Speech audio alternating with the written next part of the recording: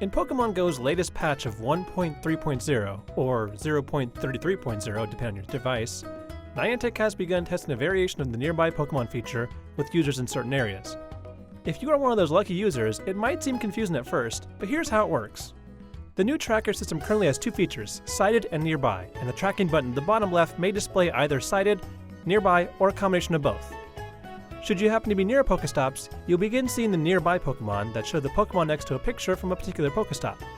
That means you can most likely find the Pokemon hanging around near the Pokestop, usually not too far from the icon. This does not include any Pokemon summoned by a lure module, which will have small pink rings around it when it shows up. If you aren't sure where the stop is, you can tap on the Pokemon to view it, and it will show a top-down viewpoint highlighting the Pokestop with pink footprints, so you can easily make your way to the stop. Sighted Pokemon are a bit more like the ones we knew before, and will be shown for those Pokemon who aren't found in proximity of a Pokestop.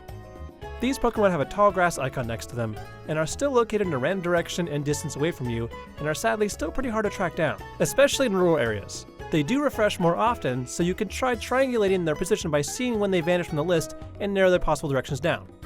If you have a combination of both nearby and sighted Pokemon, it likely means that you should look for sighted Pokemon away from the Pokestops, otherwise they would be in the nearby category.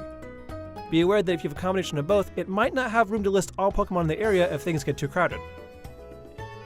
Of course, it's important to note that this is still in the testing phase and likely not final, but what do you think of the changes so far? Let us know in the comments, and for anything else on Pokemon Go, check out our wiki guide and stay tuned to IGN.